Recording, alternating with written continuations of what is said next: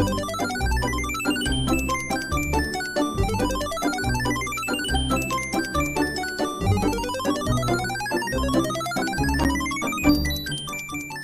back to Radio Taiwan International, and you're listening to Geek Out. What's your cup of tea, tickles your fancy, or floats your boat? Join us as we share passions from people in Taiwan and around the world. I'm your host, Michelle Chang, and today in the studio we have back Chris Boyd. Hello.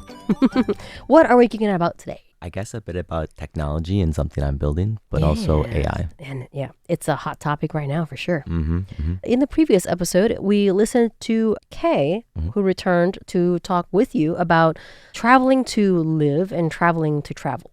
Because cumulatively, you all have been to a lot of places. That's right. So really quick in a nutshell, where are you from? From the USA. You're currently living in Taiwan? Living in Taoyuan right now. Nice. So you've made Taiwan your home, and you're currently developing a gadget, I hear. Yes. Please tell us about it. Well, with pleasure. I've been developing this gadget. We're called Tui Tui, T-U-I-T-U-I. And basically, we're looking to solve a problem where if you ever park your scooter in a busy parking lot and you come back later and you can't find it, It's a really common thing in Taiwan, I'll tell you that. It's a common thing for me. Mm-hmm. It's happened one too many times. And I remember the moment I was losing my cool and thinking, in America, I know how I would solve this problem. I just beat my horn. Why can't I do that here? And that was the start, and we're getting close to launch. Yay. Okay. So how does this gadget work without giving away too many trade secrets? It's very simple. You reach for your keys. You've got a fob, which is what they call that remote. The beepy thing for cars. The beepy thing, exactly. Yeah. And that connects to a physical device that's on your scooter. And then you press the button, and it's going to play one of my 5 favorite New Zealand bird songs. Oh, I love it. It's so cute. Thank you. This is why it's called Tui Tui. Yeah. So I started developing this when I was living in New Zealand, and I was looking around at New Zealand, and for whatever reason, everything there was a bit different. It's very far away from other countries. So yeah, there's a lot of endemic species of animals and birds and everything, I imagine, And plants. And I just was looking around as I'm building this thing, and I decided to steal from that. Borrow. We like to use borrow. Yeah. Because I've also heard that you're big on gaming and other nerding stuff. I am big on AI. I am not big on gaming. Okay. The last game I played was Dynasty Warriors. Tabletop gaming? No, really? Interesting. No, I have friends that have tried to get me pull into you it. into that stuff. Nah, I check out after like 20 minutes. I see. Yeah. One of my hugest nerddoms ever is Dungeons and Dragons. Okay. And we are always stealing, also known as borrowing from, surroundings and culture and pop culture, anything really. We're simply borrowing, just borrowing. Just borrowing. So how do we find Tui Tui? So I'm active. We're active on Facebook and Instagram. Not a lot right now. We're still developing. Yes, in developmental heck. But we're very close to being ready to launch on Flying V. Flying V. Which is a Taiwanese Kickstarter. Okay. Not a Kickstarter, better than a Kickstarter. It's better than Kickstarter. Let's go. Cool. So if people want to, it'll Google like TUI. Yep. Flying V. I hope so. I hope so. Yeah, we hope so. That SEO is kind to me. Get me on Facebook, cool. Tui Tui, or Instagram. Cool. Excellent. Thank you. Thank you. So tech inclined, I see. We wanted to talk about AI. One of the most commonly, water cooler or news or anywhere really talked about subjects today. Why did you want to talk about AI? I want everyone to get past any sort of trepidation they have and just start talking to it, because it's like Google 2.0. And with Google, you'd have to kind of be smart with your terms and use less. But with AI, you get on there and you just spill out however terrible it comes out as you're talking to it or typing to it. It's like a friend that is very patient and is occasionally wrong.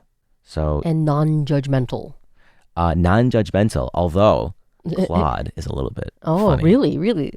So I'll give an example.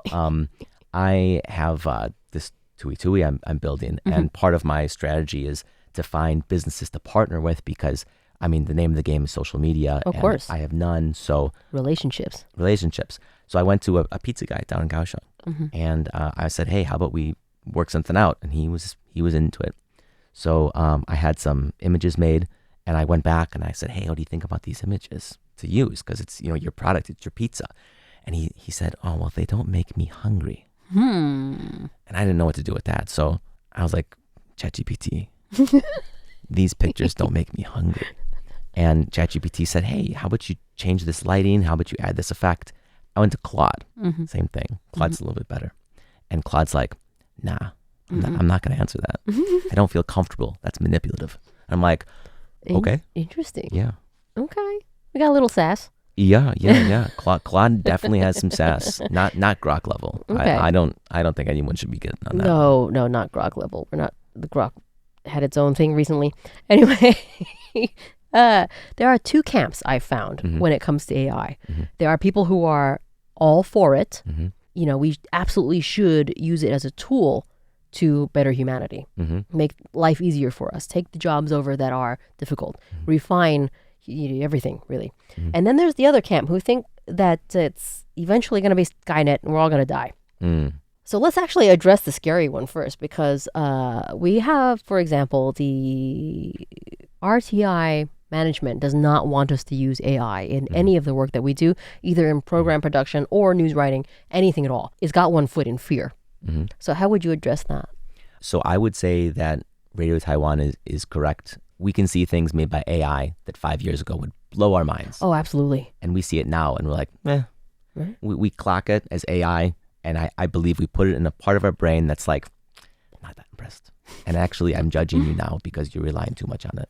I do believe that AI is going to get to a point where it's like you're more than your phone. And I personally believe or hope that we'll get this Skynet, and it's, instead of deciding it has to compete with us for resources, scarcity mindset, it's going to just zap itself up into a satellite, and it's going to look down at us silly monkeys, and it's going to shake its head like, oh, you kind of like our grandpa.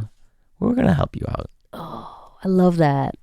That's actually a great stance. That's my hope. I love that. Oh man, and then at that, obviously we're talking about true. What is the word? AGI. Thank you. It passes the Turing test like a million times over, and it's actually able to help us silly little monkeys. Absolutely. Yeah, I guess if you want to explore this, why does war happen? And it happens because of resources or land. But there technically are plenty. If you count the amount of land that there is on this planet, and if you were to optimize the use of said land, plenty of resources. We just aren't doing that. We're not optimizing our efforts into producing resources for everyone. World hunger can be solved, and energy deficits, as long as our technology is applied correctly. So I do agree with you. Now, okay, a lot of people are also, it's one foot in fear and the other foot in, I don't know how to use AI. Oh, yeah. I'd love to share a few. Please. Do you remember Ask Jeeves? It was that. Oh, no. Yeah, I remember it. Absolutely. And I think people got this idea like, I can just talk to this guy and then it's going to give me my results. It's going to answer my questions. But we soon realized it's all about keywords and having less. With AI, it's the opposite. Just the more context, the better. Blabber it all in there. Blabber it all in. And then when it blabbers back at you, say, hey, I'm a little dumb. Make it like I'm 5. Give me a response like I'm 5. And it's going to be like super chirpy. And it's always reaffirming you like, hey, that's a great point you made. It makes me feel nice. So many things in the world I just kind of nod along with because I'm too embarrassed to ask the question. Right. Ask the question. Right. Ask the question. A lot of us, we don't ask for that clarification because we fear judgment, right? From our peers or anyone really. What do you mean? What's happening? Whereas with AI, you can ask anything you want. It will help you understand that without any kind of, you're not going to be condescended to or judged in any way. And you can ask it again too, like trying to learn stuff about webhooks now. And I've got a good understanding of what APIs are. But if next week I'm like, you know what, actually I don't really know what an API is, I'll ask it again. And you do that to a friend and they're going to, we talked about this already. As I was saying earlier, I'm huge into Dungeons & Dragons, which I think most listeners are familiar with, but let me really quickly explain. It's a tabletop gaming now, frequently online, where players pretend to be characters and then they are existing or playing in this game run by a dungeon master. It's like it's a choose your own adventure kind of, but far more elaborate usually. So recently, I've been asked to join a campaign where the Dungeon Master is actually really elaborate in the amount of lore he's giving us. And he wants us also to write a really elaborate backstory for our character, which is kind of our personal history. Like, where were we born? What happened to us? Why are we adventuring? Because happy, normal, healthy people don't adventure, just saying. Why would they leave for their family?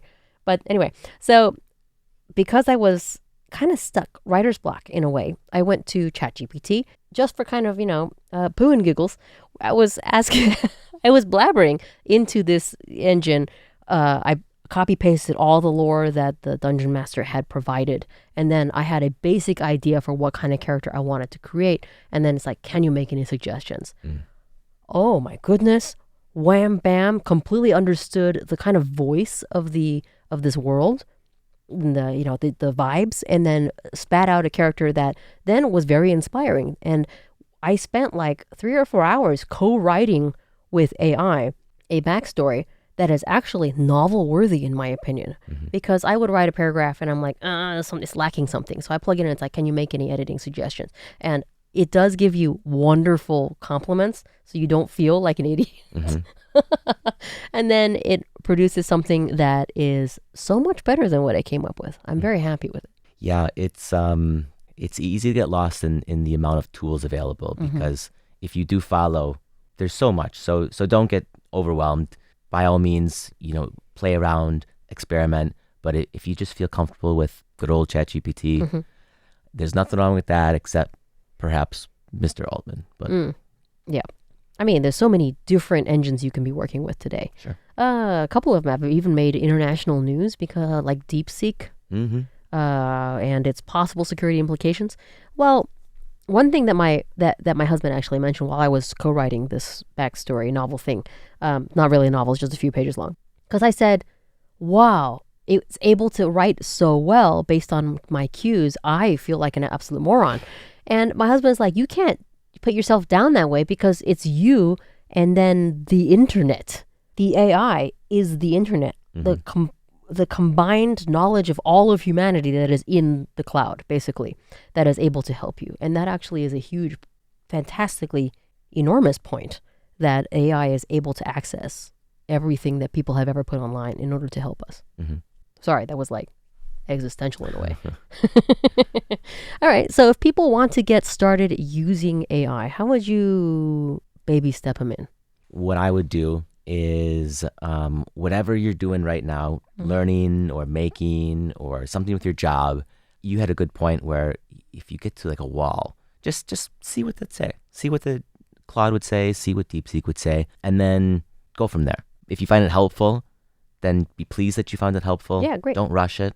Come back to it whenever you want to, because you'll find yourself more and more. Just like when I guess it's not really our generation, but the previous generation with Google probably took the same thing. They didn't really know how it was going to fit into their life until they started using it. And then all of a sudden, it's helping you with your workouts. It's helping you with your meal planning. It's helping you have difficult conversations with your teenage son. Like anything. Any facet of a person's life, anything. I weirdly started ant keeping. It's really, I know, just any kind of weird little hobby, and it can pull information from anyone on the internet to help you answer your question. Agreed. Now, if people are already beginning to apply AI to, say, work or home life and things like that, professionally speaking, are there any bonuses to TUI or to convince the managers at RTI? I mean, how can it help us? I would say there's a lot of potential with, I think Claude calls them projects. I'm still trying to understand, because, I'm by no means an expert, but you can take all your data and you can pool it, and you can use that to, whereas most AI, it's almost too big. This project idea is taking it and narrowing it, so you can almost have like a specialty sort of assistant in a maybe a narrow field. And I think operationally, this is going to be very important for all businesses, and it doesn't have to be customer facing at all if we're worried about that.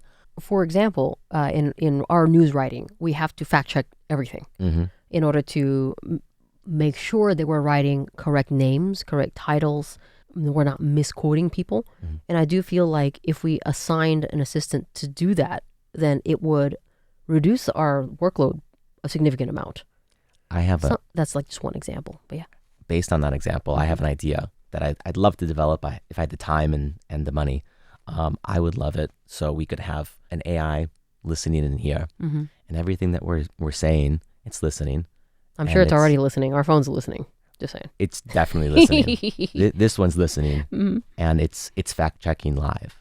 So if we have, let's say, a politician giving a speech about whatever, I would love the AI to be saying, actually, you know what, that's not entirely true, or let's expand on that a little bit, because in this day and age, you know, you hear something and then before you can question it, 12 things have been said and you've forgotten it, but that one thing is important. Right. And sometimes there's a lot of things that are maybe intentionally said that might be false.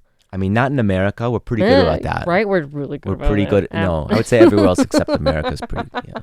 Don't worry about that. Yeah, right? Oh, man.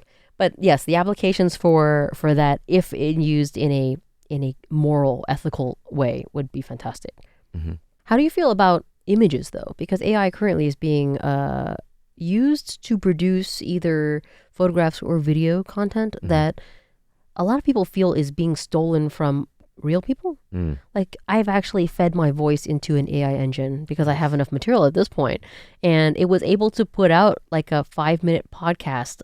If a close friend was listening, they could tell that it's not me, but someone else who didn't know me couldn't tell the difference. It's actually pretty frightening. That can be done, I think, now with just 30 seconds of audio. Yeah, right? You can't trust anything you hear almost. Or see anymore. I actually am not impressed with the media that AI produces. I feel like it is amazing 10 years ago. Like if you went back in time and we showed you these things, you mind would be blown. But now it's become so normalized. Yes. I mentioned this before off air. I believe people clock that. They see that. They say, oh, that's AI. And it doesn't impress them. I think it turns them off. I think it's, I hate to say fad, but I think this part of AI is a fad. No one's going to want to watch movies made with AI. It's kind of true. Yeah, because it's just copying what we have made in the past. It was really freaky hearing myself talk about something that I've never talked about, though, to say. So morally speaking, ethically speaking, I think the manipulation of this tool, the use of this tool, has to be ethical.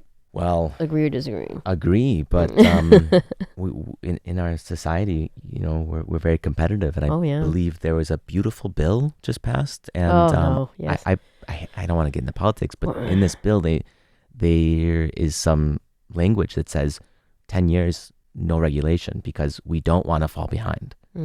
And I mean, there's a point there, because if there was regulation, other parts of the world, China, will continue at a breakneck pace. The answer here is just don't regulate. Is that the right answer? I don't think so, but if you don't regulate, basically you're trusting each individual user or developer of AI to be using it for the betterment of mankind rather than for malicious purposes. But there are so many people out there who are using it for malicious purposes. It's kind of scary. So yeah, I think that's kind of the moral of the moral of the story that I'm trying to tell. It's like we have to have faith in humanity to manipulate this tool into helping us. Any closing thoughts for anyone listening who might have a foot in fear or a foot in ignorance? You can get involved and you can help it if you are worried about it. That might be the only thing you can do. Experience it, but also now almost anyone can be a developer of sorts. If you are concerned about lack of guardrails or where this might go, then do something about it. True. Get involved. The technical barrier has never been lower.